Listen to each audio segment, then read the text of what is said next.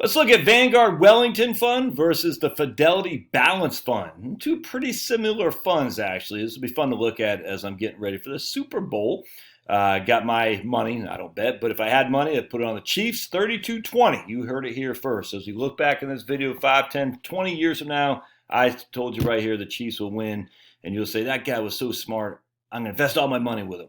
And we shall see the end of the Tom Brady reign, and the super Patrick Mahomes will take over. But I still think Brady will be forever the GOAT. It's going to be awful hard for Patrick Mahomes to take over Brady. What, 6 Super Bowls? That wins? Crazy. All right, so let's go into this. We're going to look at Vanguard Wellington versus Fidelity. We're going to go back to as far as we can. We're not going to withdraw a fixed amount. We're going to do no withdrawals, and we're going to start with $10,000 for simplicity.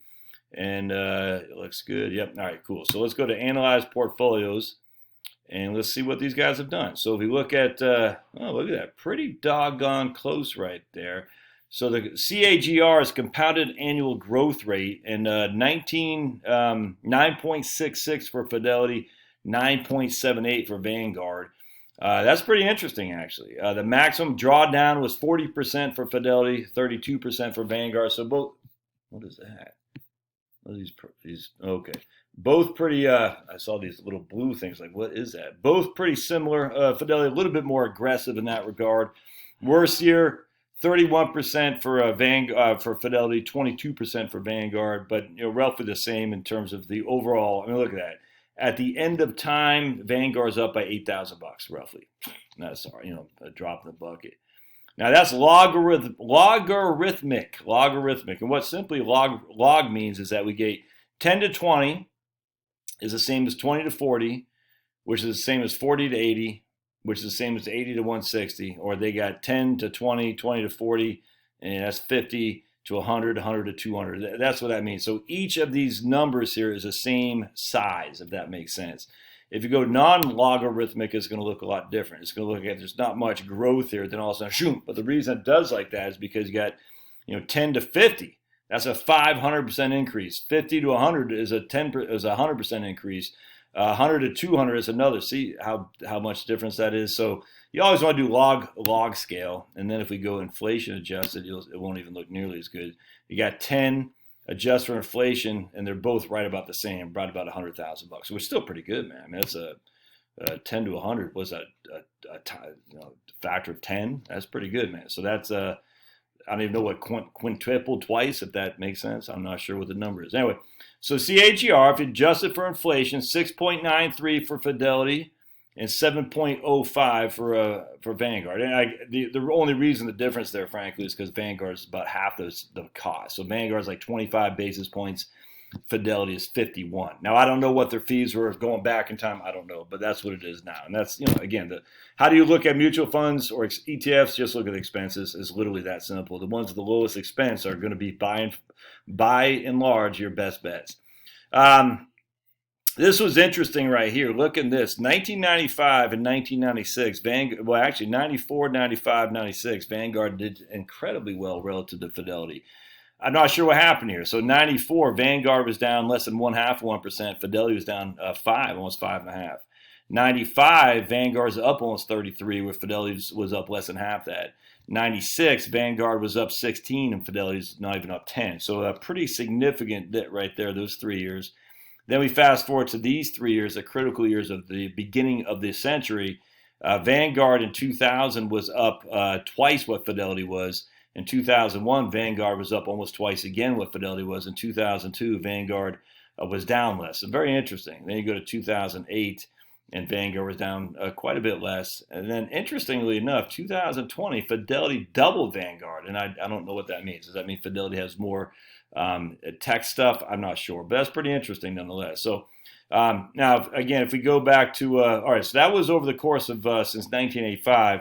Let's go back to the beginning of the century, 2000 to 2021. Let's see what it looks like here. And I think Fidelity actually has done better. Yeah, so basically because last year. So Fidelity has actually squeaked out a $3,000 gain over Vanguard in these years. In fact, right there, 8.32 over these last 20 years or so, 2021.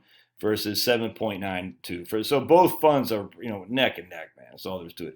Now, if we, instead of being 2021, let's go to 2019, so we don't get to 2020 where Fidelity smoked Vanguard.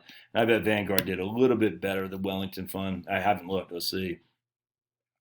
And yeah, so other than 2020, Vanguard has done progressively better, but it's just not by much. I mean, my goodness. If we go 2000, let's go to 2010. So we'll start this last decade, a growth decade. Let's see what's done better. I bet Fidelity probably has done better. Let's see. No, about the same, man. So I mean, it's you're freaking was it splitting hairs here? I mean, at the end, that's 2019. If you go to 2020, Fidelity would have squeaked out a gain, but it's all there's either of these portfolios you're going to be fine with. The reason I bring it, so you taken last year, then Fidelity's done better because of last year. Now that could be let's see, what are we doing so far this year? Do we not say? Let's go to 2021 so far this year. It's really splitting hairs. I get a lot of people at Fidelity and they don't have Vanguard. And I say, the Fidelity Balance Fund's fine, man. That's just no big deal. So far this year, yeah, Vanguard's down 1 and Fidelity's down less than 0.5, about 1%. There's just no right or wrong in this regard in terms of what fund is better. It's just a crapshoot. If you want to have your money at Vanguard, buy the Wellington. If you want to have your money at Fidelity, buy the Balance Fund for sure. The fees on Vanguard are a little bit cheaper. The service at Fidelity is probably a little bit better, I bet, but I don't know that for sure. What if we took, let's do 100,000. Say we're taking 5,000 a year out, 5%, and we'll adjust it for inflation. We'll go back 2010 to today, and let's just see what these have shaked out as, where we're left here. So if we do 2010 today, Fidelity significantly higher, 24,000 more than Vanguard. If we're taking essentially 5%, 5,000 the first year and adjusting it with inflation each and every year.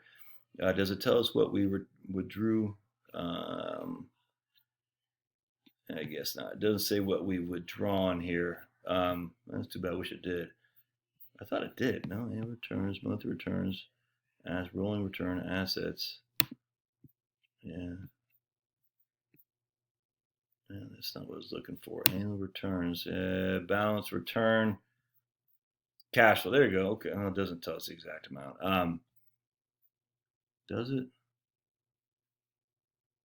So I guess, can you put that in a spreadsheet? I can't tell. Anyway, so at the end of the day, it's cash flow. I guess it's the same. Yeah, it would, right? Yeah, it'd be 5%, 5,000 adjusted with inflation. And at the end of these 10 years, Fidelity has 200,000. You still doubled your money where Vanguard's 182. That's, again, a crapshoot. Let's do since 2000. Let's see what that looks like. And we might just add Wellesley too, as a matter of fact. I don't have an alternative to Wellesley at Fidelity. I need to find one. Yeah, so here we have a different story, it looks like. Vanguard, well, let's go down to this table here. Where was that table?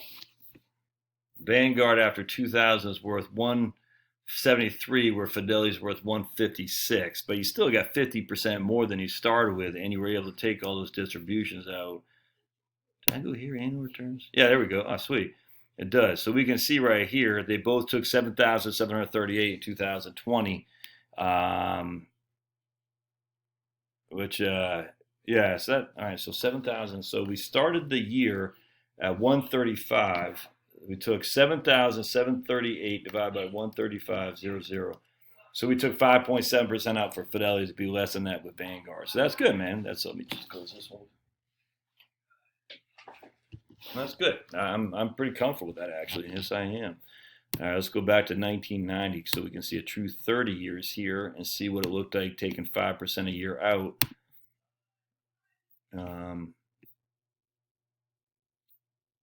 Yeah, look at that, man. That's just tough to beat. I mean, don't forget that's just tough to beat. Not gonna lie. And Vanguard, and I mean, they're all tracking, man. Yes, Wellington had 60,000 more, but I mean, not gonna have a complaint with me. All right, so let's do 2000 to 2010 at the end of 2009 and see where we stood. because that was basically the second worst decade other than the Great Depression. And Wellington had 240. Yeah, look at that. That's fantastic, man. You start with $100,000 in 2000. You ended the decade with Vanguard 242. No, Fidelity. Well, let's see. Fidelity 242 and Vanguard 288, and that's with taking 5% a year out. I mean, you can't shake a stick at that, my friends. You can't shake a stick at that. That's oh wait, that's 1990. Okay, I was gonna say that didn't seem right to me. Okay. So let's shake a stick at this. I said, I don't, okay, good. I was like, whoa. All right. This can't, oh yeah, here we go. That's much better. Okay, well, much more realistic. Yeah, so here you go, man. So 2008, we're taking $6,200 out. Well, let's go 2009, we're taking $6,400 out. And we only have 79,000 in that portfolio. 64 divided by 79. We're taking 8% out right there. So we are worried. We are sitting nervous, man. Nervous Nelly. Fidelity had Vanguard had 93,000 in 2008. So Fidelity we're taking 8% out. Vanguard are taking over 6, probably about 6.5. That's dicey. Not gonna lie to you, man. That is some serious diciness. But then if we look fast forward to the end of the 20s, we're going to see where we stood. And we're going to go to annual returns.